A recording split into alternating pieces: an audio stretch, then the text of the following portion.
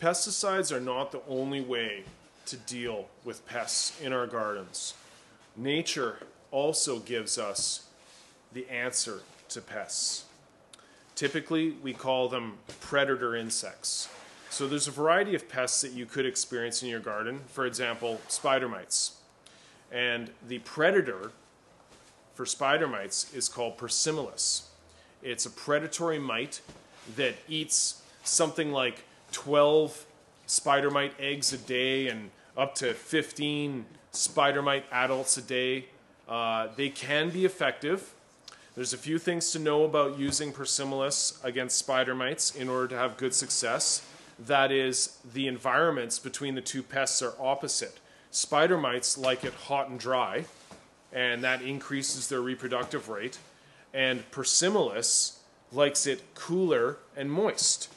So it's definitely to our advantage. Right away when we get spider mites, we drop our temp, raise our humidity. That slows down their productive rate. Drop the temp to 80 degrees Fahrenheit, raise humidity to 60%. And at that point, if we can maintain those environmental conditions, we could be considered a viable candidate for predators. Because we have to have that environment. Otherwise, if we put the predator in the garden and it's too dry and too hot, then the predators are just going to die off and the spider mites are going to take over, in which case it will be a waste of money and the client could be left with a poor impression of predators. But predators can work very well. So as long as we establish the correct environment, then we can have good success. But keep in mind, when you're using predators, it's really a commitment. It's not going to be a contact kill like a pesticide where you just put them in there once and your problems are solved.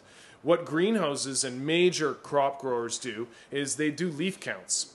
So essentially they take a leaf, they count the number of pests, they count the number of predators, and they have a ratio that they consider to be a natural balance. So in some scenarios, these greenhouses, they never get rid of their pests. They keep introducing predators and keep the pests under control and create an environment that allows them to get big yields. Because keep in mind, in general, pesticides reduce yields.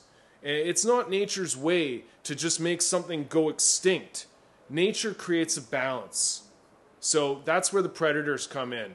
It is possible at times to actually eliminate infestations with predators. It definitely can be a financial commitment, and once you go down that road, you can no longer apply pesticides in your garden. So it is good to fully consider these matters. There are other pests, like thrips, for instance, that there are predators available as well. We use Cucumaris, which is a predatory mite that feeds on the thrip nymph existing at the root zone level. There is Aureus, a predatory wasp, which feeds on the thrip adult. And this can be quite effective because thrips can be very difficult to get to eliminate. Sometimes a thrip infestation can go on for more than a year. And sometimes predators are the only way to get rid of thrips. There are a number of other pests that we have predator solutions for, like fungus gnats. There are predatory nematodes available that we can apply to our root zone, which will attack the fungus gnat larvae very aggressively and eliminate them quite thoroughly.